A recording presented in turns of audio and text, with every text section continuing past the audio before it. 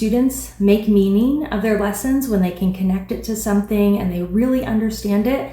They are more likely to remember it because it has purpose to them. It's not just something.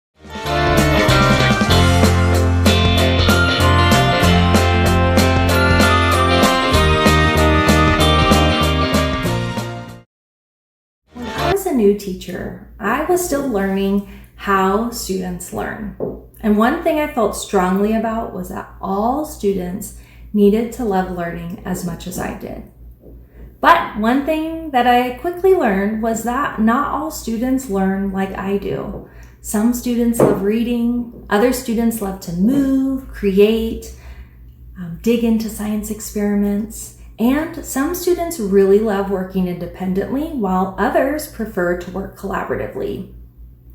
Now, there's a lot of research about students' learning styles, preferences, the way that students learn.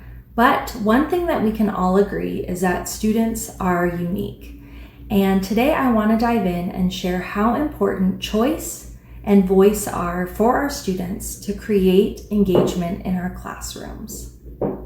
So while research may not agree with students are kinesthetic learners or they are auditory learners, we all know that students have preferences when they are choosing to learn. So two ideas that I want to share with you today is choice boards and open centers. These are two different ways that students can choose their path to learning or demonstrate their understanding as a way to provide engagement for them.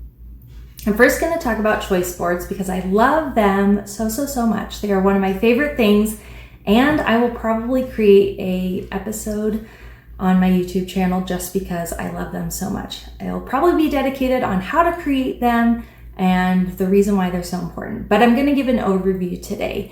So choice boards typically are ways that students can demonstrate their learning. So it could be a project that they're creating, but usually it's a culminating project that comes at the end of a unit where students can share, this is what I learned and this is how I learned it. So one of the things with choice boards, it's typically like a 3x3 square, but you can start small with just like 3 choices and then kind of build into that. But it's important for students to be able to demonstrate their learning and have a choice in that because they will make meaning. And if you're starting to see a theme in my Engaged Classroom series, it's that when students make meaning of their lessons, when they can connect it to something and they really understand it, they are more likely to remember it because it has purpose to them. It's not just something that they're listening to and it's going through one ear and out the other. They're actually making meaning. So that's why choice boards can be really exciting.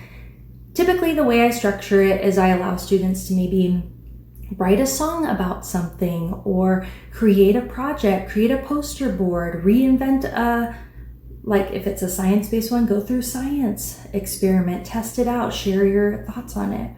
Science is a good course to start with because there's a lot of ways you can incorporate that.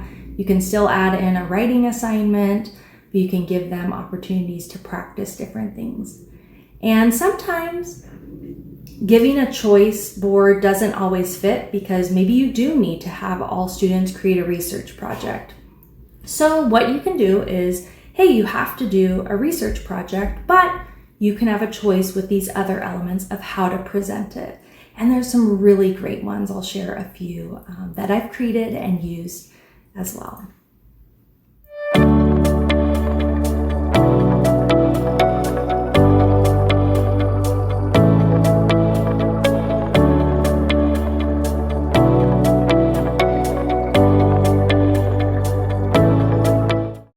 Other way for students to have choice in their learning is open centers. So instead of having them choose the ending of, hey, this is how I understood the topic, this is, where I made meaning of my learning, is the process of learning.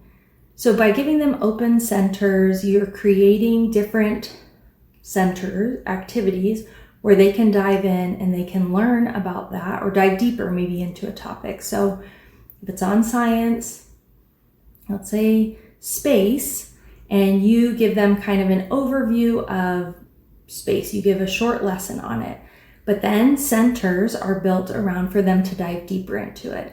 Some ideas might be presenting a few different books that students can read through. Maybe they write a little report on it. They connect to something that they've learned, or if it's focused on a planet, maybe they dive into that.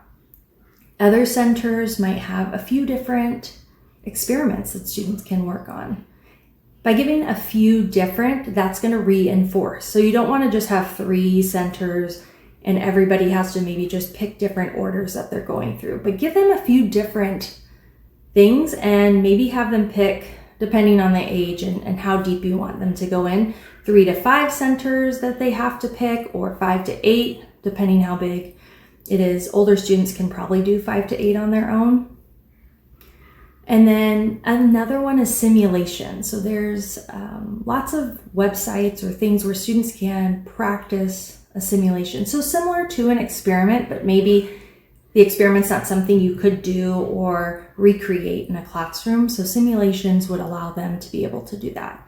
Games are also great ones too, where students can practice, whether it's trivia or they're reviewing vocabulary. They could do interviews of people. They could listen to podcasts. So there's lots of ways that students could participate in their learning experience, but that gives them ownership. It gives them ownership of how they're learning, of what they're interested in, the avenues that they're hearing and taking in the information.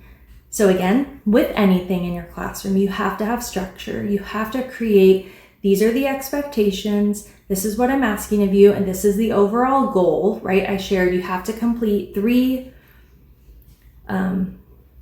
centers. Maybe you pick the 3. Everybody has to do these. You get to pick 2 more, or you get to pick 5, whatever it may be. You can set the tone and you can start off slow, but you have to have that. And creating a rubric is also very important. I'll probably have an episode on that too, because I love rubrics as well.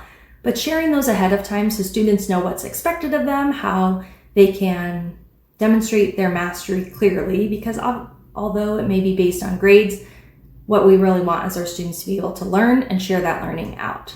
So that's just something to be mindful of, is you have to create those structures and be very clear with expectations, because choice can create chaos like anything else if we don't have firm procedures, clear expectations for our students.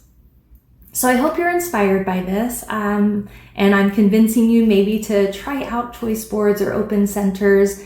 Feel free to like, share, and subscribe this with anyone else, and share a comment below of something you're excited about. If you've used any of these options for your students in the past, or questions that you might have, I'd love to answer and share more about that. I hope you'll continue to join the series, The Engaged Classroom, with me. And with that, I'll see you at the next one.